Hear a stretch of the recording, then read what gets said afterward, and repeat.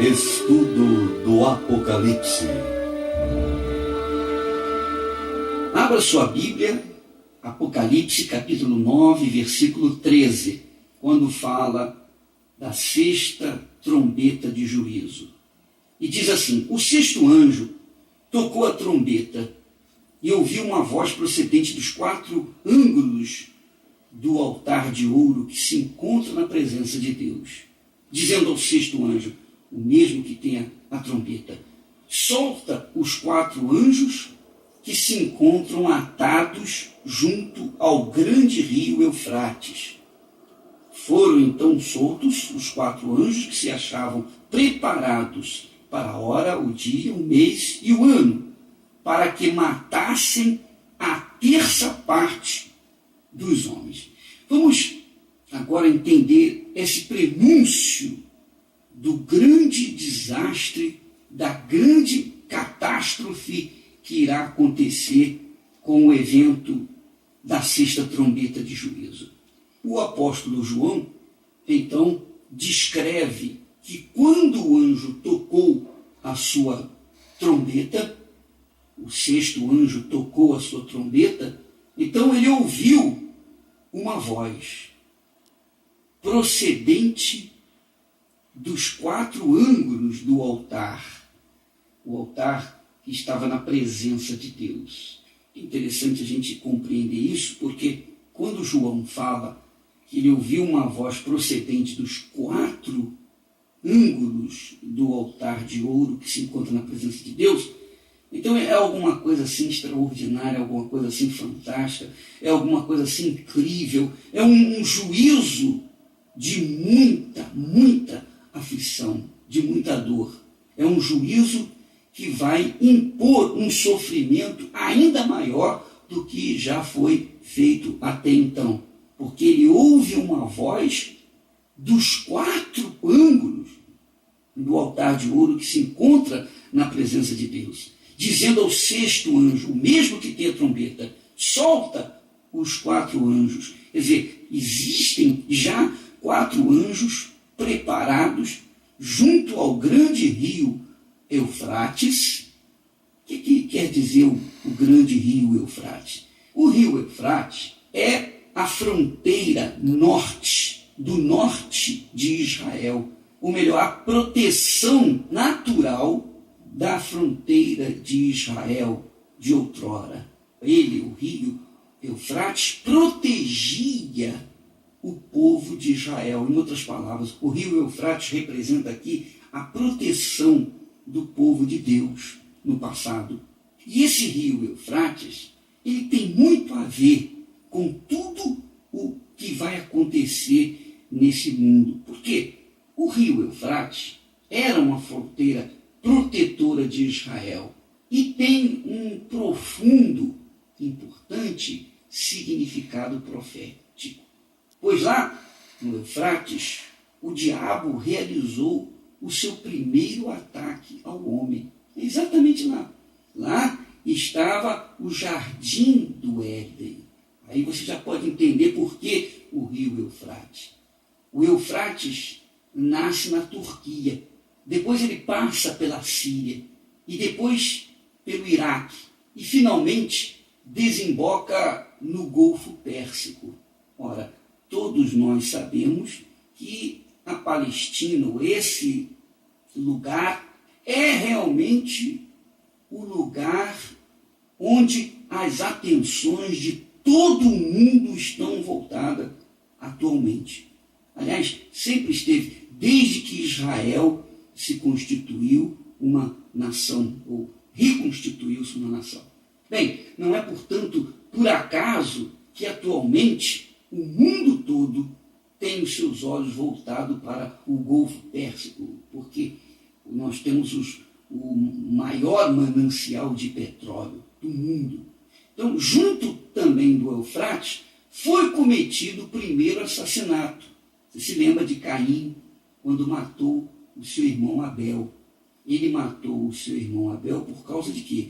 Por causa da inveja. E hoje tem muitos Caíns querendo matar o seu irmão.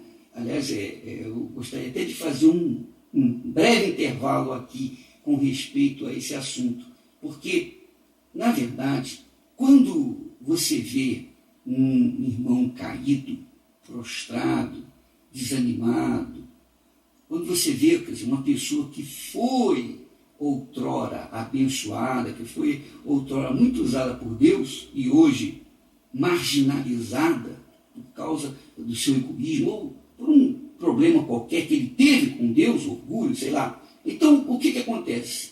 Essa pessoa que sabe que não vai bem a sua vida espiritual, que sabe que os seus dias estão contados, que sabe que talvez nem encontre mais arrependimento para voltar-se para Deus, elas, sabendo disso, elas procuram destruir ou desencaminhar aqueles que estão querendo seguir o caminho de Deus. É isso mesmo, minha amiga, meu amigo ouvinte. Por isso, a gente tem que tomar muito cuidado.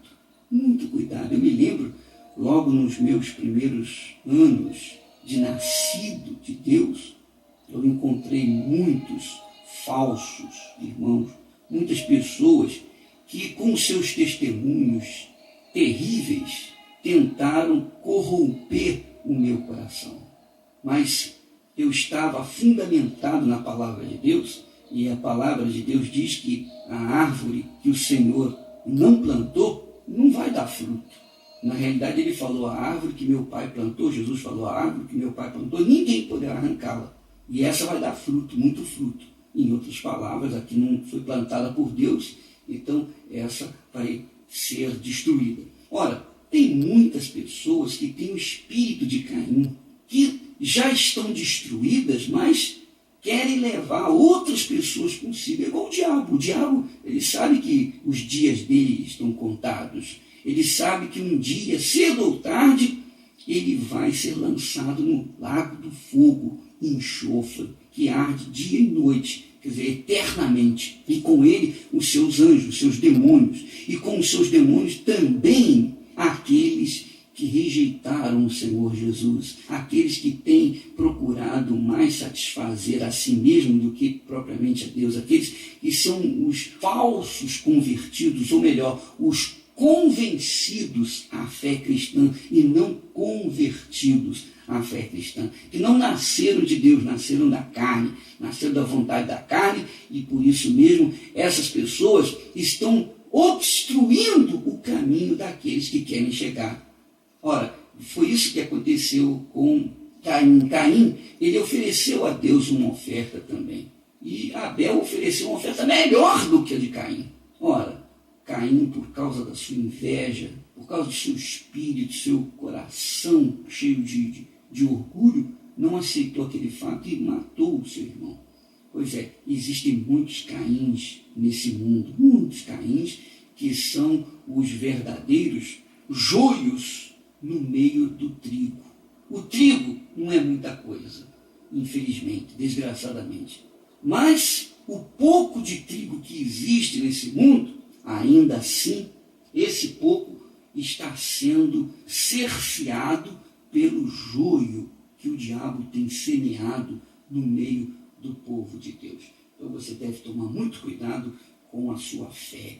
Não se deixe levar pelas lorotas, pelas conversas, pelos convites diabólicos que têm uma aparência de santidade, de compaixão, de misericórdia, mas que na realidade está apenas tentando levá-lo a uma destruição. Bem, vamos em frente com essa sexta trombeta. Então, foram soltos os 4 anjos que estavam preparados para a hora, o dia, o mês e o ano, para que então matassem a terça parte dos homens. Ora, esses 4 anjos vão promover a maior mortandade da face da terra. Nunca houve tanta mortandade quanto aqui esses anjos que estão amarrados, estão presos junto ao grande rio Eufrates.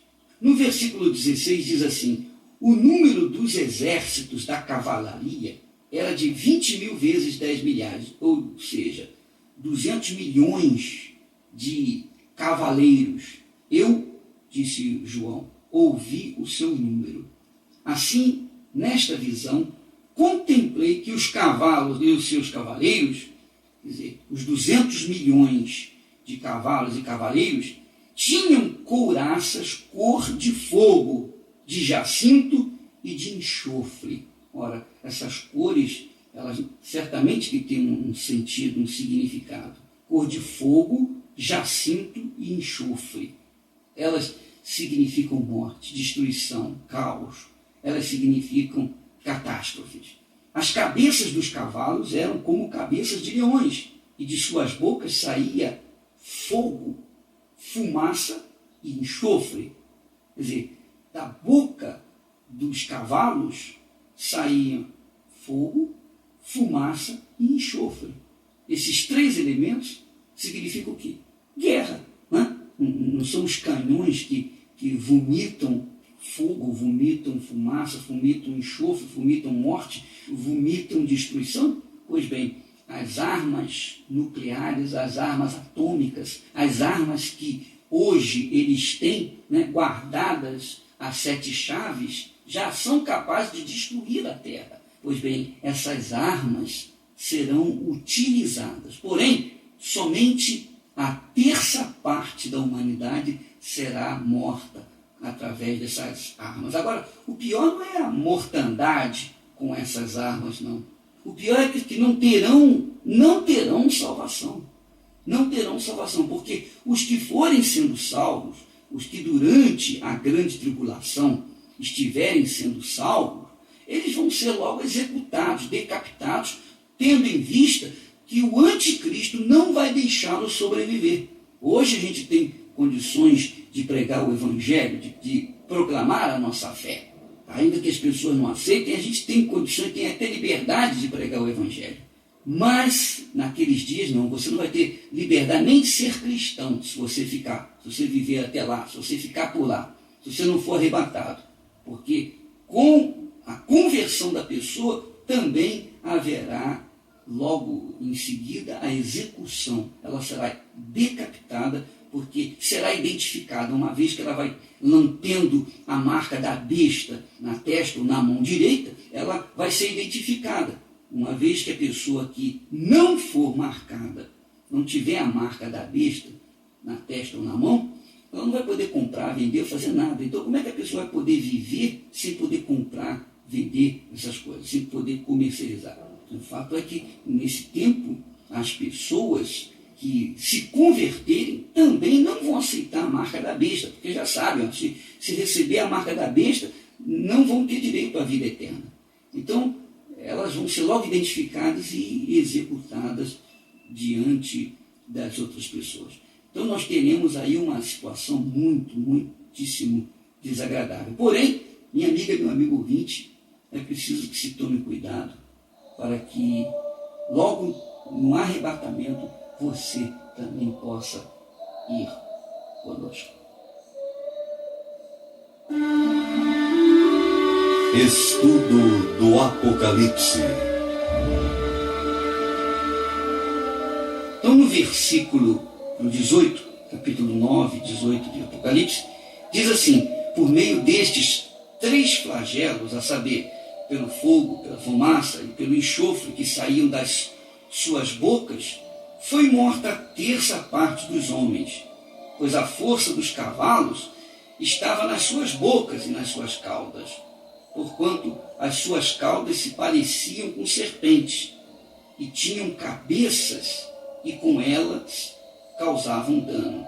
Quer dizer, em linhas gerais, a 6ª trombeta faz manifestar o Amargedon, a luta final dos povos.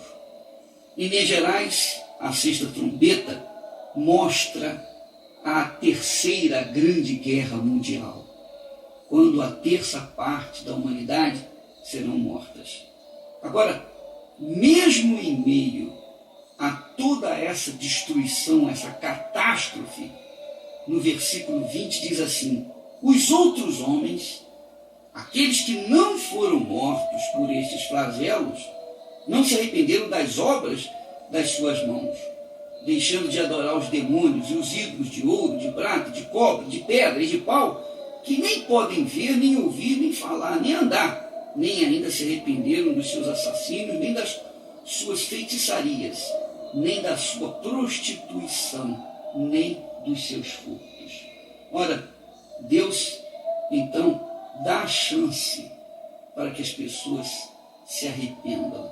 Porque daqui a um tempo, daqui a alguns anos, quando ela for realmente tocada, nós vamos ter muito mais do que 6 bilhões de seres humanos na Terra. E, consequentemente, essa terça parte vai aumentar, que vai ser morta por causa dessa sexta trombeta de juízo. Agora, ainda assim, durante essa grande tribulação, Deus fica esperando, na expectativa de que as pessoas venham se converter.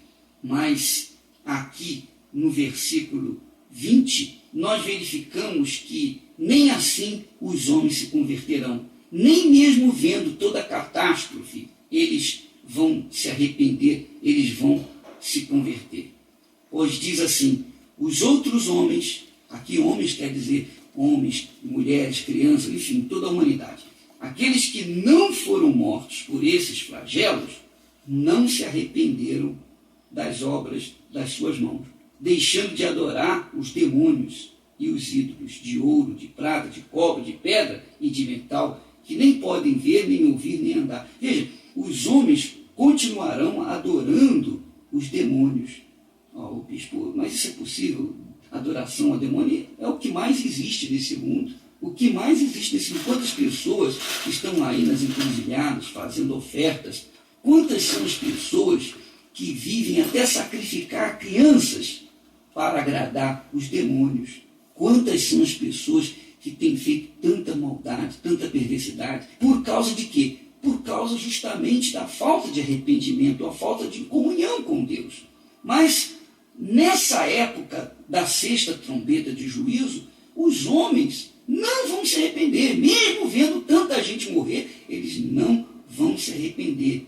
Quer dizer, Deus espera que as pessoas, tenham uma consciência, as pessoas se voltem para Ele, vendo tanta destruição, se voltem para Ele, porque é o que se espera. Normalmente, quando acontece uma catástrofe na Terra, num país, as pessoas se voltam para Deus naturalmente, porque elas veem, meu Deus, por que aconteceu tudo isso? E as pessoas então se humilham, elas são, como se diz, afligidas pelas circunstâncias, então elas imediatamente se inclinam, se humilham diante de Deus e pedem misericórdia e compaixão. Mas durante o período da grande tribulação, nós não vamos ter esse tipo de coisa, pelo menos aqui, nessa sexta trombeta de juízo.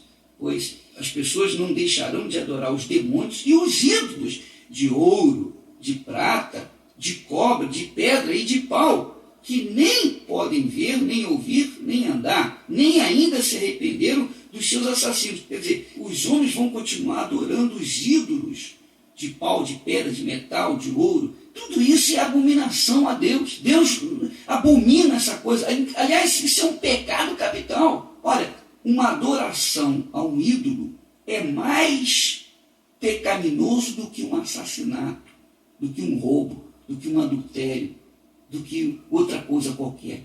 Porque quando o ser humano deixa de adorar o Criador para adorar a criatura feita pelas próprias mãos dos homens, então isso é uma estupidez, isso é ignorância, isso é o cúmulo do pecado, é o cúmulo do erro, porque Deus não aceita esse tipo de coisa.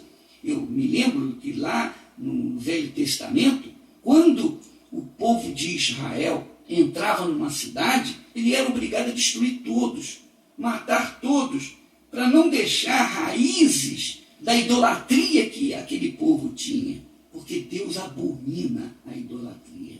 Ele abomina, ele tem ódio da idolatria. E é verdade. A idolatria, por exemplo, você quer ver um tipo de idolatria que você vai entender melhor? Você vai sentir mais ou menos o que Deus sente. Por exemplo, você casa com muita dificuldade e com muita dificuldade tem filho. Você cria o seu filho com carinho, com amor, com ternura. Você trabalha dobrado, você trabalha dia e noite, de segunda a segunda, para dar o melhor para o seu filho. Você não usufrui o melhor, mas você procura dar o melhor para o seu filho. E quando esse filho cresce, o que ele faz? Quando esse filho cresce, ele considera as outras pessoas mais do que você. Ele abandona, ele simplesmente abandona você. Olha, isso não é triste? Isso não é cruel? Isso não é duro de aceitar? Como é que você se sente? Você, senhora, você deu a sua vida para o seu marido, né? Você lutou com ele, e depois que vocês estavam bem, ele abandona você e vai com outra, vai embora com outra, e deixa você a ver navios. Como é que você se sente diante dessa infidelidade? Você se sente magoada, né? Você se sente irada, você não aceita essa situação, não é assim? Quando o seu filho ama mais outros pais do que a você mesmo que criou, como é que você se sente? Então, a infidelidade é o que se mostra na idolatria. A pessoa que é idólatra é nem fiel a Deus. E isso é muito doloroso. E a gente conhece, a gente sabe, nós humanos sabemos o quanto dói uma infidelidade. O como é terrível a gente sofrer por esse problema de infidelidade, não é verdade? Pois bem, é exatamente o que Deus sente. Ele, o Criador, fez a criatura sua imagem e semelhança. Mas essa criatura deixou de adorar o Criador para adorar outras criaturas. Nós vivemos num mundo da desigualdade, dos absurdos, da ignorância, porque eles consideram mais um objeto de pau, de pedra, de metal, um objeto que tem boca, mas não fala, ouvidos, mas não ouve, tem olhos que não veem, do que propriamente a palavra de Deus. Ora, como é que isso pode acontecer? Como é que pode? Mas é exatamente o final dos tempos. Isso caracteriza o final dos tempos. É exatamente isso. Isso está caracterizando o final dos tempos. Os valores foram invertidos. Os absurdos estão acontecendo. Não é questão de religião, mas é questão de vida eterna ou morte eterna. Porque os homens que não se arrependerem disso, as pessoas que não se arrependerem da sua idolatria, elas vão para o lado do fogo que arde com enxofre, o lago do fogo, para onde vai o diabo, seus demônios e todos aqueles que são idólatras, aqueles que vivem na sua imundície, na sua corrupção, os assassinos, os ladrões, os bandidos, todos aqueles que não se arrependeram das obras das suas mãos. Então, é o que está prometido, determinado, está escrito para todo aquele que for idólatra.